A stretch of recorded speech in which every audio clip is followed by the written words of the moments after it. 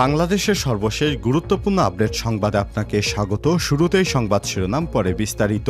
শুরুতেই জানিয়ে দিব, নয়াপল্টনে বিএনপির সমাবেশে নেতাকর্মীদের ঢল। আন্তর্জাতিক গণতন্ত্র দিবস উপলক্ষে নয়াপল্টনে বিএনপির সমাবেশ শুরু হয়েছে। নেতাকর্মীদের ঢল নেমেছে সমাবেশে। রাজধানীর বিভিন্ন এলাকা থেকে মিছিল নিয়ে সমাবেশে এসেছে বিএনপি এবং এর অঙ্গ সহযোগী সংগঠনের নেতাকর্মীরা। স্লোগানে প্রকম্পিত হচ্ছে পুরো নয়াপল্টন এলাকা। এরপর জানিয়ে দিব, বাংলাদেশকে $2 বিলিয়ন বেশি সহায়তার প্রতিশ্রুতি বিশ্বব্যাংকের। জানিয়ে দিব, ফরিদপুরে অস্ত্র মামলায় সাবেক ছাত্রলীগ নেতা 17 বছরের কারাদণ্ড। অস্ত্র মামলায় ফরিদপুর ভাঙ্গা উপজেলা ছাত্রলীগের সাবেক সভাপতি মোহাম্মদ লুৎফর মোল্লাকে 17 বছরের কারাদণ্ড দিয়েছে আদালত। আজ মঙ্গলবার 17 সেপ্টেম্বর দুপুরে ফরিদপুরের অতিরিক্ত জেলা এবং দায়রা জজ প্রথম আদালত এবং স্পেশাল ট্রাইব্যুনাল 2 এর বিচারক অশোক কুমার দত্ত এই রায় দেন। জানিয়ে দিব, রাজনৈতিক দল গঠন নিয়ে যা বললেন ক্রীড়া উপদেষ্টা আসিফ মাহমুদ। বৈষম্যবিরোধী ছাত্র আন্দোলনের পক্ষ থেকে রাজনৈতিক দল গঠনের বিষয়ে মুখ খুলেছেন কেন্দ্রীয় সমন্বয়ক আসিফ মাহমুদ এবং অন্তর্বর্তীকালীন সরকারের যুব ক্রীড়া উপদেষ্টা। বৈষম্যবিরোধী আন্দোলনের সমন্বয়করা নতুন করে কি দল গঠন করবেন, এ বিষয়ে গুরুত্বপূর্ণ সংবাদ জানাবো, সঙ্গেই থাকুন। এদিকে আন্দোলনে গুলিতে চোখ হারিয়েছেন 401 জন। বৈষম্যবিরোধী ছাত্র আন্দোলন চলাকালে দেশের বিভিন্ন স্থানে সররা গুলিতে চোখ হারিয়েছেন 401 জন। রাজধানীর আগারগাঁয়ে অবস্থিত জাতীয় চক্ষুবিজ্ঞান ইনস্টিটিউট এবং হাসপাতাল থেকে সব তথ্য পাওয়া গেছে। এবং সর্বশেষ জানিয়ে দিব, যুদ্ধের নতুন লক্ষ্য নির্ধারণ করলেন নেতানিয়াহু। লেবাননের সীমান্তবর্তী ইসরায়েলের উত্তরাঞ্চলের বাসিন্দাদের নিরাপদে ঘরে ফেরানোর বিষয়টিকে আনুষ্ঠানিকভাবে যুদ্ধের লক্ষ্য হিসেবে ঘোষণা করেছেন ইসরায়েলের প্রধানমন্ত্রী কট্টরপন্থী বেঞ্জামিন নেতানিয়াহু সরকার। নেতানিয়াহু নিরাপত্তা বিষয়ক মন্ত্রিসভা এই সিদ্ধান্ত নিয়েছে। ইসরায়েলের প্রধানমন্ত্রীর কার্যালয় থেকে বিষয়টি আজ নিশ্চিত করেছে খবর বিবিসির। প্রিয় দর্শক, এতক্ষণ শুনছিলেন সংবাদ শিরোনাম, এবারে বিস্তারিত। তবে তার আগে বন্ধুরা, অনুরোধ থাকবে এই সংবাদটিতে একটি লাইক দিন।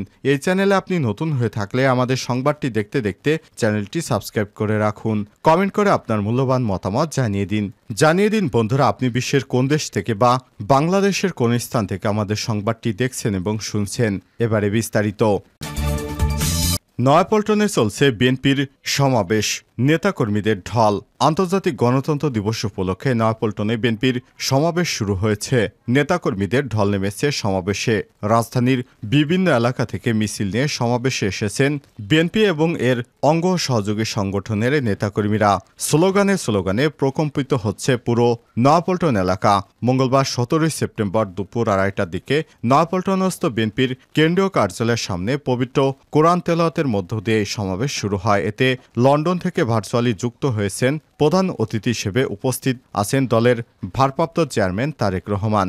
সমাবেশে সভাপতিত্ব করছেন বিএনপির মহাসচিব মির্জা ফখরুল ইসলাম আলমগীর। দুপুর 12টার আগেই ঢাকার বিভিন্ন ওয়ার্ড এবং থানা বিএনপি এবং এর অঙ্গ সহযোগী সংগঠনের বিভিন্ন শ্রেণী পেশার নেতাকর্মীরা সেখানে উপস্থিত হচ্ছেন।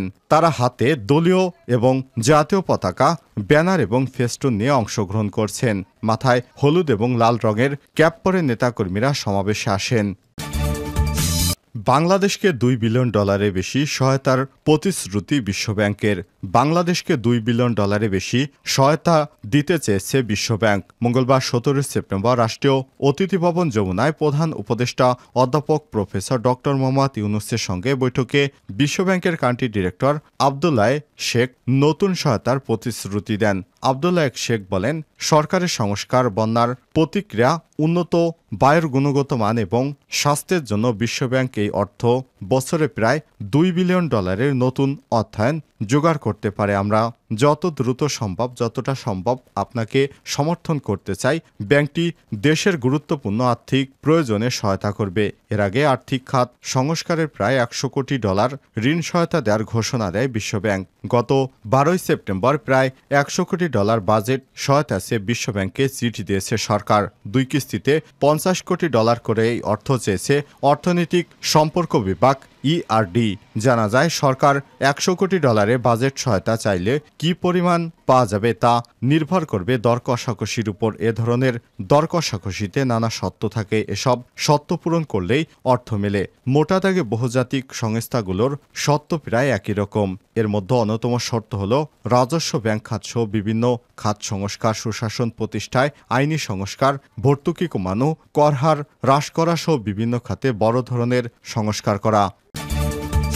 ফরিদপুরে অস্ত্র মামলায় সাবেক ছাত্রলীগ নেতা 17 বছরের কারাদণ্ড।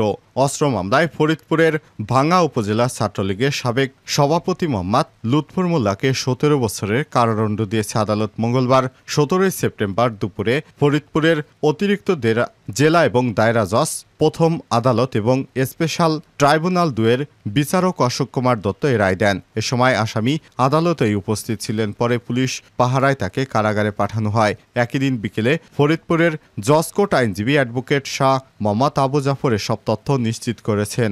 দণ্ডপ্রাপ্ত আসামি মোহাম্মদ লুৎফর মোল্লা 35 জেলার ভাঙ্গা উপজেলার কাপুরিয়া সদরদি এলাকার মৃত গিয়াসউদ্দিন মোল্লার ছেলে। আদালত সূত্র থেকে জানা যায় 2019 সালের 14 জানুয়ারি রাত 8টার দিকে ফরিদপুরের ভাঙ্গাবাজার একটি জোতার দোকানের সামনে একটি বিদেশি পিস্তল ও 2 রাউন্ড গুলিসহ লুৎফর মোল্লাকে গ্রেপ্তার করে জেলা গোয়েন্দা ডিবি পুলিশ। এই ঘটনায় এসআই মোহাম্মদ জুয়েল বাদী হয়ে ভাঙ্গা থানায় একটি অস্ত্র মামলা দায়ের করেন। পরে পুলিশ ঘটনা তদন্ত শেষে অভিযোগপত্র চার্জশিট আদালতে দাখিল করে। রাষ্ট্রপক্ষের আইনজীবী নবাব আলী মৃধা বলেন, এ রায়ে দেশের আইনের শাসন প্রতিষ্ঠা পাবে। রাজনৈতিক দল নিয়ে যা বললেন ক্রীড়া উপদেষ্টা আসিফ মাহমুদ। বৈষম্যবিরোধী ছাত্র আন্দোলনের পক্ষ থেকে রাজনৈতিক দল গঠনের বিষয়ে মুখ খুলেছেন কেন্দ্রীয় সমন্বয়ক এবং অন্তর্বর্তীকালীন সরকারের যুব এবং ক্রীড়া এবং শ্রম কর্মসংস্থান উপদেষ্টা আসিফ মাহমুদ সজীব ভুঁইয়া। তিনি বলেছেন, রাজনৈতিক দল গঠনের বিষয়টি নিতান্তই গুজব। আজ মঙ্গলবার 17 সেপ্টেম্বর দুপুরে রাজশাহীতে জাতীয় পেশাগত স্বাস্থ্য এবং নিরাপত্তা বিষয়ক গবেষণা এবং প্রশিক্ষণ ইনস্টিটিউট উদ্বোধনের পর সাংবাদিকদের এক প্রশ্নের জবাবে তিনি সব মন্তব্য করেন। সাংবাদিকদের এক প্রশ্নের জবাবে তিনি বলেন, রাজনৈতিক দলের ব্যাপারে যে রিউমার বা কথাবার্তা শোনা যাচ্ছে, অনেকেই শুনতে চাচ্ছে আমাদের থেকে। এটা আমরা এর আগেও স্পষ্টভাবে বলেছি, এখনই কোনো রাজনৈতিক দল খোলার কোনো অভিপ্রায় আমাদের নেই। এ সময় আসিফ মাহমুদ আরও বলেন, এই অন্তর্বর্তী সরকারে যারা আছেন কারোরই ক্ষমতার অভিলাষ নেই, সবারই পেশাগত জীবন রয়েছে, সবাই সেখানে ফিরে যেতে চায়। শুধু আমরা সংস্কার করেই তারপর দায়িত্ব ছেড়ে দিব এবং নতুন গণতান্ত্রিকভাবে নির্বাচন হবে। সেই নির্বাচনেই আপনারা ভোটদানের মাধ্যমে আপনাদের প্রতিনিধি বাছাই করবেন ইনশাল্লাহ। আন্দোলনে গুলিতে চোখ হারিয়েছেন 401 জন। বৈষম্যবিরোধী ছাত্র আন্দোলন চলাকালে দেশের বিভিন্ন স্থানে পুলিশের ছড়া গুলি এবং আওয়ামী লীগ নেতাকর্মীদের গুলিতে 401 জন চোখ হারিয়েছেন। রাজধানীর আগারগাঁয়ে অবস্থিত জাতীয় চক্ষুবিজ্ঞান ইনস্টিটিউট এবং হাসপাতাল থেকে সব তথ্য জানা গেছে। তবে এ সংখ্যা আরও বেশি বলে জানিয়েছেন গবেষকরা। হাসপাতাল সূত্র থেকে জানা গেছে, এদের মধ্যে 2 চোখেরই দৃষ্টিশক্তি হারিয়েছে 19 জন, এক চোখ নষ্ট হয়ে গেছে 382 জনের। এছাড়াও 2 জনের 2 চোখের এবং 42 জনের এক চোখের গুরুতর দৃষ্টি স্বল্পতা দেখা দিয়েছে। হাসপাতাল কর্তৃপক্ষ জানিয়েছে, গত 17 জুলাই থেকে 27 আগস্ট পর্যন্ত চোখে আঘাত নিয়ে জাতীয় চক্ষুবিজ্ঞান ইনস্টিটিউট এবং হাসপাতালে ভর্তি হয়ে চিকিৎসা নেন 856 জন, যাদের মধ্যে 718 জনকে হাসপাতালে ভর্তি হতে হয়েছিল। চোখে অস্ত্রোপচার করতে হয়েছে 520 জনের। জানা গেছে, গুলিতে 2 চোখের দৃষ্টি হারানোদের মধ্যে শিক্ষার্থী রয়েছে 6 জন। বাকিদের মধ্যে শ্রমিক, গাড়ি চালক, চাকুরিজীবী 2 জন করে রয়েছে অন্তত 6 জন। এদের মধ্যে একজন শিক্ষক রয়েছে, আর অন্য 6 জনের পেশাগত পরিচয় নিশ্চিত হওয়া যায়নি। ভর্তি হওয়া রোগীদের তথ্য বিশ্লেষণ করে জানা গেছে, চোখে আঘাত বা গুলি নিয়ে হাসপাতালে চিকিৎসা নেয়ার 159 জনই শিক্ষার্থী, আর চাকুরিজীবী রয়েছে 53 জন। এছাড়াও শ্রমজীবী 49 জন, ব্যবসায়ী 35 জন, গাড়ি, রিক্সা, ভ্যান ও সিএনজি চালিত অটোরিকশা চালক 29 জন, দোকানদার এবং দোকানকর্মী 11 জন, গৃহিণী 7 জন, মেকানিক রয়েছে 7 জন। এর বাইরে শিক্ষক, পুলিশ 2 জন করে 4 জন এবং একজন চিকিৎসক রয়েছে। তবে চিকিৎসা নেয়ার মধ্যে 224 জনের পেশা কি তা জানা যায়নি।